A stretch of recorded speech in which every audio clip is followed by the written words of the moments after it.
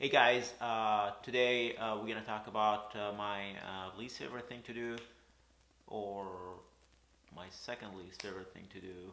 We're gonna talk about FTP testing and how to do FTP testing using Zwift. Actually, I'm gonna break this video into two parts. First part is how to do it with Zwift. The second part is how to do it with your Garmin device or Wahoo Element, because not everyone uses Zwift, right? Uh, so make sure you hit that subscribe button and let's roll that intro.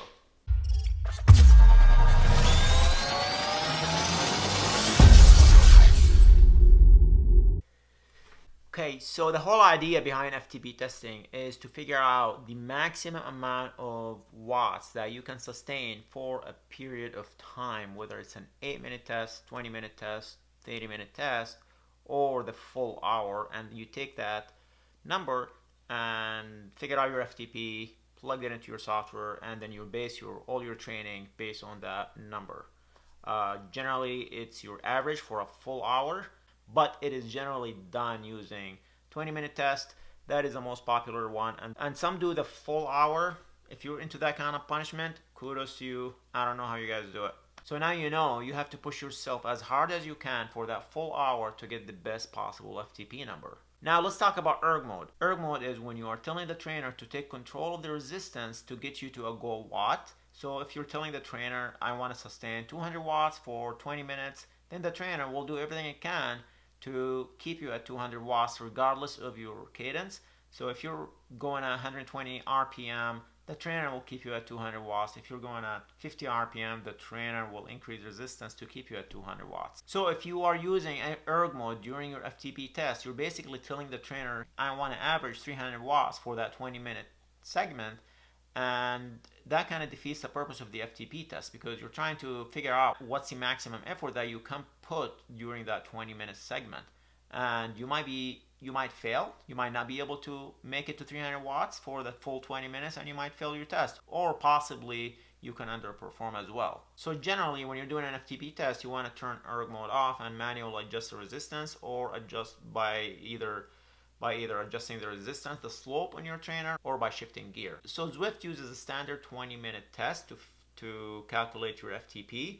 And if you select ERG mode on in Zwift will turn it off once you enter that 20-minute segment. You know what? Why don't we open Zwift and take a look?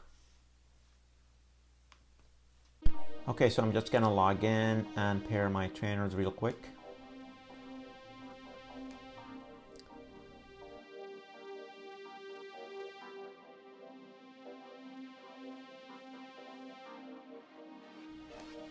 And after that, we're gonna go to the workout section, and this is where under FTP test, Zwift has two different tests: FTP test regular and the shorter one. The only difference is the shorter one doesn't have as long of a warm up as the regular FTP test, but they're both the same 20-minute tests. So here's in the bottom here, you see the use ERG mode.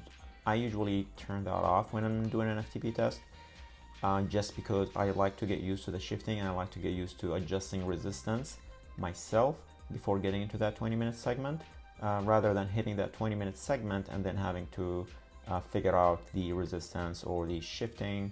So I just usually turn that off so I can get used to it. But Zwift will apply ERG mode during the warm-up and then shut it off during the 20-minute segment, and it will keep a certain amount of resistance. So now I'm just going to start pedaling, and I am going to open the Zwift Companion app. If you have not downloaded the Zwift Companion app, I do recommend it. It's a pretty useful app to control Zwift. It's like a remote control on your phone. So I'm just going to skip through the warm-up part just so we can get to the 20-minute section. And here we go. The test started here, and as you see, ERG mode is on. However, Zwift is not really doing anything here. It just kind of gave me a certain amount of resistance that I can change if I want to. And to do that, if you want to change the resistance, you can all you need to do is just tap into that ERG mode button on your phone or the companion app, and it will turn into incline, and you can use the arrow up and down to adjust resistance. And as you see in the bar up here, that's the how much resistance Zwift is applying. So now I'm not doing any tests here. I'm just gonna skip through the FTP test part, and now my FTP is 11 watts. I'm going to ace my next workout.